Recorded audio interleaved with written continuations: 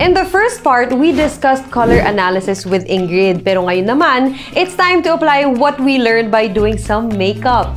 I am now joined by the celebrity makeup artist, the one and only Jason De Los Reyes, who will work his magic on us today.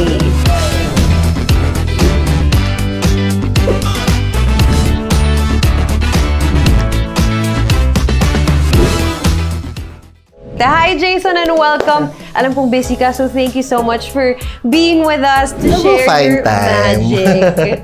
Kasi syempre, everyone wants to know your secret, diba? Isa na ako. Hindi naman siya secret. Ibibigay natin. I-share natin siya. Hindi tayo madamo. So, Jason, I had my color palette test and yung kinalabasan, nalaman ko warm yung tone daw na bagay sa skin tone ko. And nung sinabi ni Miss Ingrid warm, ang mga binigay niyang examples na nag-pass na colors were very muted colors. Yes. Or paminsan may mga earth tone pero muted din. A lot of yung mga green pero muted green. Pero ano siya, it comes with clothes. Yes. So, yun yung sabi niyang babagay sa atin. So, paano mo kaya masastylan itong? Actually naman, when it comes to makeup naman, well, somehow same principle din naman siya. But, ang kailangan naman natin malaman when it comes to makeup is your undertones. Okay. So, usually, dun mo siya minamatch. Mag-start na tayo. Actually, ang gagawin lang natin today is for everyday look. Yung madali lang. Yun, ang gusto ko. Alam mo yan, yung on the go. Wala pang 5 minutes of sahog makeup.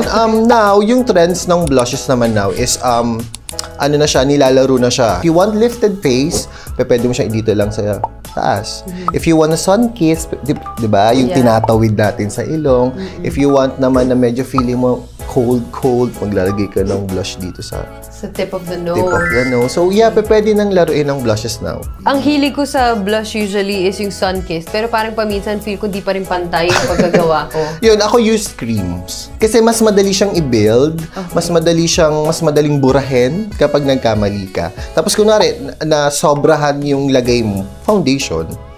Di ba? Yun yung mga pwede nating mga tips and tricks. Ang idea ng sun kiss kung saan tumatama yung araw.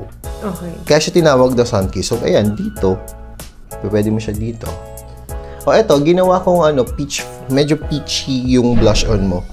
Inano natin dun sa color palette na sinabi ni Miss Ingrid. Actually, peachy nga is bagay to morena. And because I'm always under the sun sa training, hilig ko mag-beach. Di naman talaga ako morena.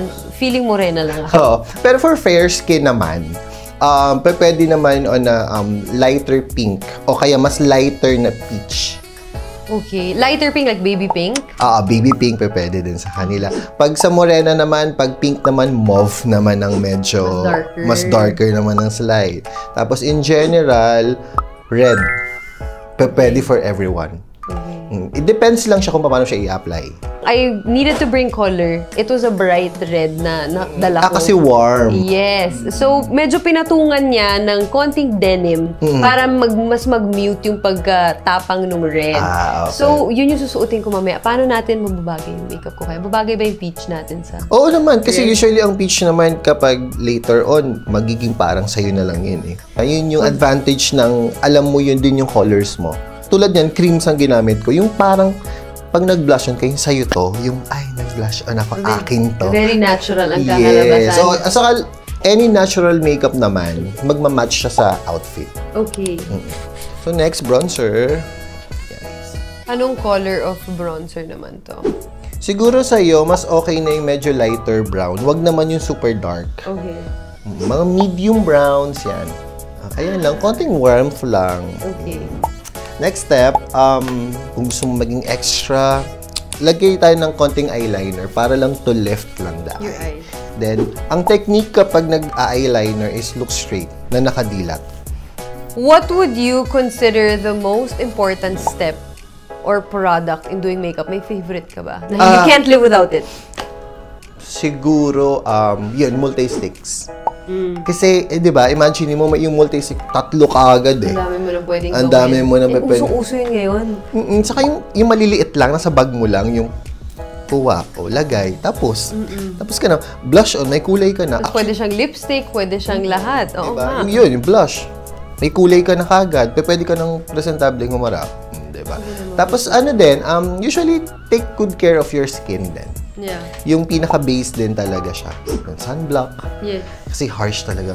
Tulad ikaw, di ba? Oh, As in, So now, nag-blush tayo, nag-eyeliner tayo. Ano ang next? lipstick. Lipstick, okay. Medyo ang gagawin ko lang, hindi siya yung fuller lips. Parang ano lang siya, bitten lips. Okay. So yan, patapos na tayo ng slide. Konting touch-ups na lang. May naisip ako kasi alam mo yung paminsan ako pag bibili ako ng makeup, ang mahal.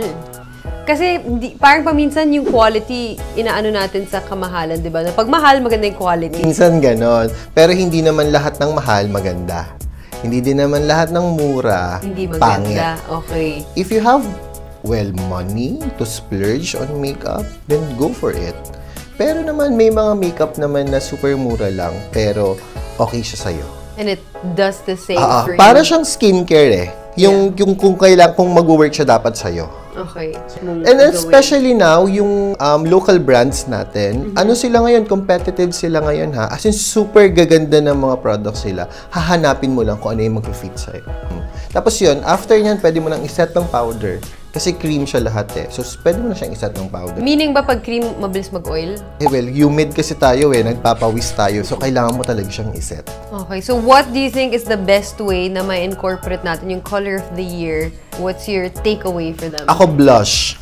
Can't live without it Blush talaga. talaga. Alam mo, nakakaano talaga. Siguro, ito yung ano ng Korean sa atin. Freshness. Yung blush talaga na peach fuzz. Oh, yes. Yeah, peach. As in, super tagal ko na siyang ginagamit. Usually, kapag morena, medyo nagda-dark lang na peach. Okay. So, marami namang anong peach ngayon eh. Then, kapag medyo mas fair skin, yun, peach, lighter peach. Okay. So, yun. So, So, yun. pwede siyang gamitin ng kahit sino. Okay, now we're done na. So, ito yung mga ginawa ko kay Maureen. Nag-color match siya kanina, so yung ginamit ko, peach. Konting eyeliner to lift the eye, and red para medyo pinch of red ng lipstick para ima-match dun sa later on na kanyang dress. Pero yung takeaway ko na, alam mo, I think it goes for anyone is yung importance ng skincare, ng sunscreen, and for you to want to put makeup kasi, the reason behind it is you want to feel beautiful.